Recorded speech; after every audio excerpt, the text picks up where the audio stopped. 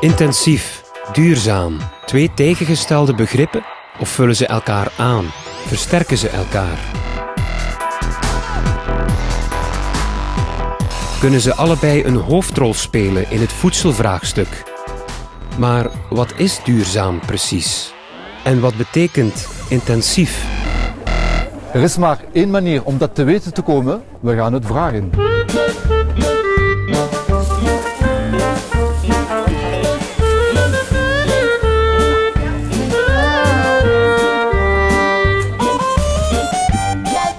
Meneer, mag ik u een paar vragen stellen? Nee? Oh, leuk.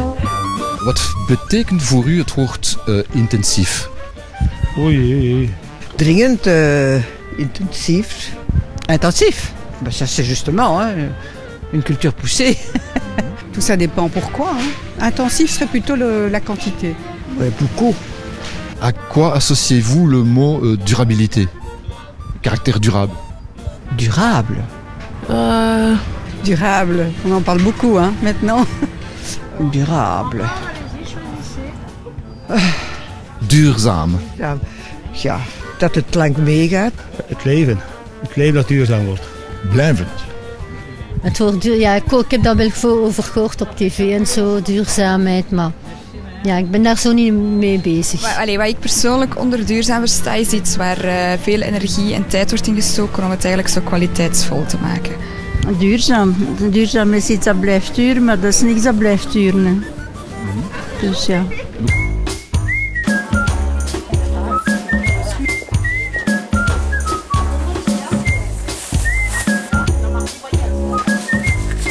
Waarmee houdt u rekening wanneer u groente of fruit koopt? Ik kijk eerst en vooral dat de groenten er een beetje goed uitzien en dan ook een beetje de prijs vergelijken. La fraîcheur, ça c'est en fait. Le frais, dat ze goed vers zijn. Ja, we hebben rekening met ons goesting.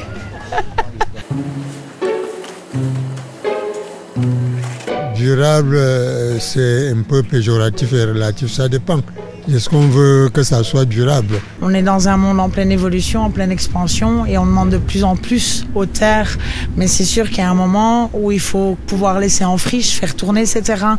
Durable, c'est très vaste, hein?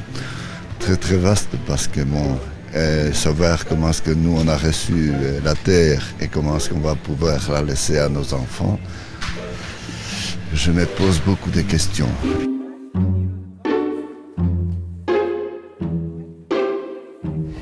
Il est clair que l'intensivité et la durabilité sont des concepts assez vastes et qui dépendent très largement du contexte. C'est en tout cas deux thèmes très actuels dans le domaine de l'agriculture.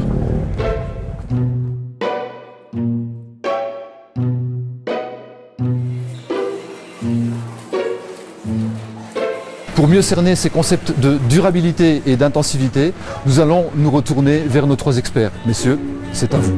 De term duurzame ontwikkeling of duurzaamheid heeft verschillende definities. De beste is volgens mij de definitie van het Brundtland, rapport van 1987. Duurzame ontwikkeling zorgt voor de noden van ons, zonder de noden van ons kinderen in gevaar te brengen in de toekomst. Verschillende landbouwsystemen, zoals geïntegreerde teelt, voldoen hieraan. Duurzame ontwikkeling is niet statisch, maar evolueert samen met de wetenschappelijke kennis en de technische mogelijkheden. L'agriculture écologiquement intensive. Pour le grand public, cette expression renferme une contradiction. Pour moi, elle montre le futur de l'agriculture. L'humanité est face à un défi majeur, nourrir 9 milliards de gens à l'horizon 2050, et pas plus de terres disponibles. Il faut donc produire plus sur chaque hectare. Cette agriculture doit répondre à 3 points. Premièrement, elle ne doit faire aucun compromis sur la qualité de l'environnement. Deuxièmement, elle doit respecter les aspirations sociétales.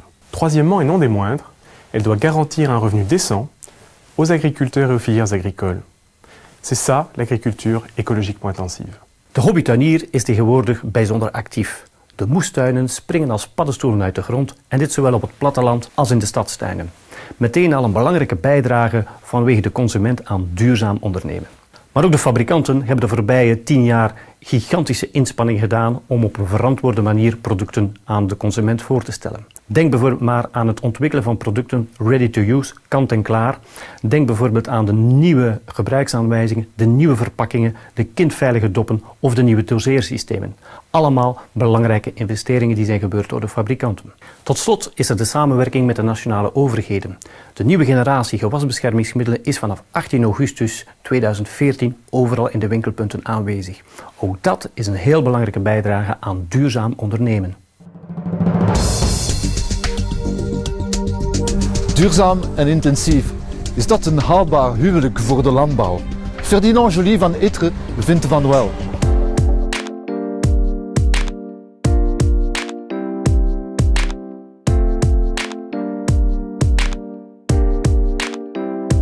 Je suis convaincu qu'une agriculture intensive doit être durable. Concrètement, tout d'abord au niveau de la fertilité du sol, il est essentiel de concentrer l'humus en surface pour éviter l'érosion durant la période hivernale. Au niveau des résidus de fond de cuve de pulvérisateur, systématiquement, ils sont concentrés sur une dalle étrange au bord du hangar de la ferme. Ces résidus sont envoyés dans un puits où ils sont pompés vers un héliosec où l'eau est évaporée et les résidus de produits phytopharmaceutiques restent dans une bâche qui est par la suite envoyée chez Phytophare. Au niveau de l'aménagement des parcelles et de l'environnement, nous implantons des haies, des bandes fleuries, des bandes faunes et des bandes pour éviter l'érosion. Il est également important que les petits mammifères, les oiseaux, de nombreux insectes utiles puissent se développer dans ces bandes aménagées et ainsi préserver le caractère agricole et le caractère de biodiversité de nos paysages.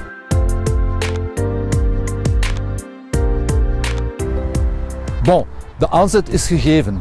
Kan intensieve landbouw op een duurzame manier? Wat denkt u ervan?